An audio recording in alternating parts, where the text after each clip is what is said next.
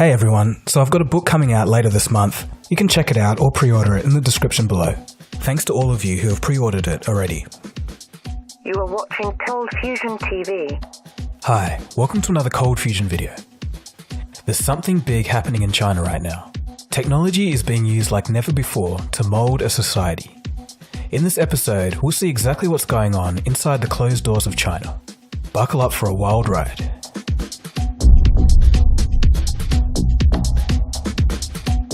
On March 11th, 2018, 2,964 delegates walked into the Great Hall of the People in Beijing at the annual meeting of the National People's Congress. A staggering 99.8% of them voted to abolish the legislation in China's constitution which limits the sitting president to serve 2 terms. This allows for the current president, Xi Jinping, to rule indefinitely. This overwhelming 99.8% vote is an example of the control that one man and his party have on China. But the government itself isn't the only thing under tight control in China, so is the public, and technology plays a big part. WeChat, a Chinese messaging service, scored 0 out of 100 by Amnesty International for Security, concluding that WeChat is subject to both, quote, censorship and surveillance. WeChat has over 1 billion users, with 500 million users in China. This equates to just over 1 in 3 people in China using the app. WeChat even admits that it releases personal data used through the app to the Chinese government in compliance with, quote, applicable laws or regulations. But the thing is, WeChat isn't just a messaging app. It serves email, banking, it's also a social platform. You can order taxis, pay electricity bills, and much more without ever leaving the app. So basically, 1 in 3 Chinese, 500 million people, use WeChat for everything, and the Chinese government can see it all. So, what does the government do with all of this data? Well, cases are hard to come by in a country which has the persistent suppression of media. However, the implications are massive, from censorship to deterring anti-government protests to using the heat map feature which tracks all of the users' GPS locations. The Chinese government can benefit an enormous amount by this vast array of information. As the proverb goes, knowledge is power. Chinese hardware companies such as Huawei and ZTE have fallen under suspicion. This is because the Chinese government has the ability to request user information from any Chinese company the same way they do with WeChat. And while some experts say that this wouldn't affect the average person, the seriousness of China's potential to use this hardware for its own purposes was highlighted in early 2018. 6 major US intelligence agencies, including the FBI, NSA, and CIA, unanimously agreed that private US citizens are not advised to use Huawei or ZTE products. It's not like these agencies have the best track record themselves. Do you think they're telling the truth, or are lying, or do you think that the truth is somewhere in the middle? I'll put up a live poll here. So why can't Chinese people just not buy a mobile device or an app made by a Chinese company? In reality, it's easier said than done. Even if you boycotted using a phone, the Chinese government's monitoring goes way beyond the devices in your hand. There are 200 million surveillance cameras in use in China, approximately 1 for every 7 people. In early 2018, these cameras even entered the classroom to monitor the facial expressions and attentiveness of students. Since 2015, China has embarked on a project to create the most powerful facial recognition system ever seen, with the goals to recognize 90% of citizens within 3 seconds of recording. While it hasn't reached these levels yet, it's been used to catch jaywalkers, unlicensed drivers, and pick out wanted fugitives in crowds. The government uses facial recognition along with an outdoor screen to shame jaywalkers by posting their government ID on the screen after they've jaywalked.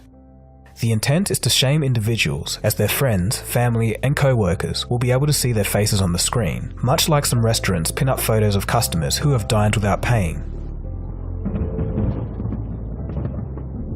The idea of shaming people into conforming is not an isolated incident in China.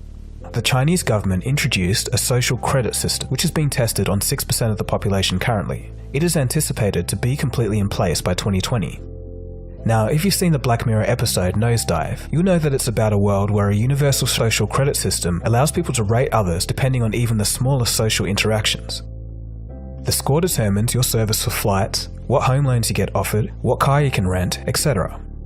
In the Black Mirror episode, the result was that everyone's interactions ended up being fake and two-faced, and the system changed the behavior of society in a fundamental way. This is essentially what's happening in China, down to the security of loans and being allowed to board flights.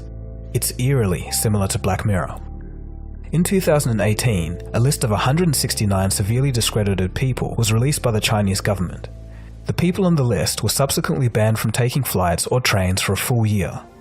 Further, a total 9 million people with low credit scores have been barred from buying airline tickets or first-class train tickets for various periods of time, some for simple acts such as taking a cigarette lighter on a plane, smoking on a train, or failure to pay fines. Lui Hu was an investigative journalist in China. He was listed as a dishonest person for losing a defamation lawsuit after he accused a high-ranking politician of corruption. After being detained for almost a year, he lost his case and social standing. Apart from restrictions in buying travel tickets, Mr. Liu has been banned from buying property, staying in luxury hotels, and even banned from sending his 9-year-old daughter to a private school. If people wish to improve their social credit score, they can participate in pro-social activities, such as helping the elderly, donating blood, and volunteering. The program, as it currently stands, is a pilot test, and the specifics may change in the full implementation. But interestingly, according to a study from the University of Berlin, a distinguished German research university, approximately 80% of internet-connected citizens in China approve of the system. This acceptance seems to me to be part of Chinese culture. Many Chinese see the system as less of an installment for surveillance, and more of a means to encourage honesty.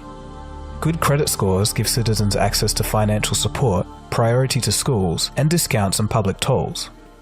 Despite this, a malevolence underlines this program, and there is a large potential for abuse by authorities.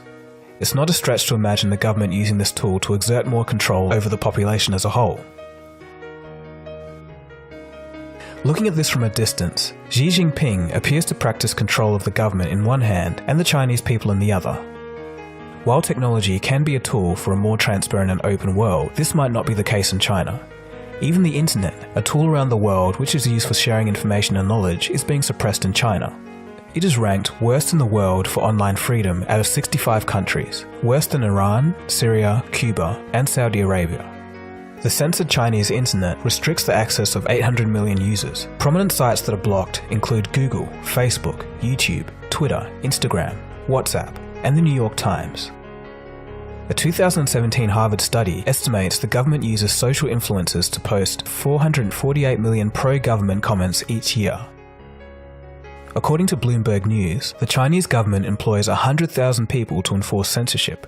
To give you an idea how ridiculous this can get, even Winnie the Pooh was temporarily censored after internet trolls compared the fictional bear character to the president.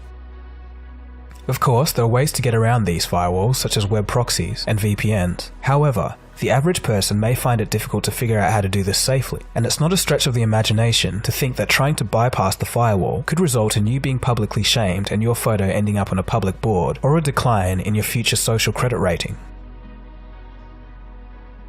I like to think that technology can bring us closer and can actually be a great benefit to society. This is if it's used for the right reasons.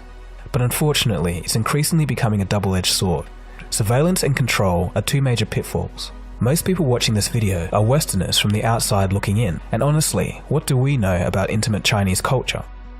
I wasn't expecting so many citizens to actually approve such measures. The Chinese government may ultimately use this control of technology for good rather than evil, but for me personally, molding a person's behavior by use of force is something I don't agree with and could have some unintended consequences. All in all, time will tell, but one thing is certain.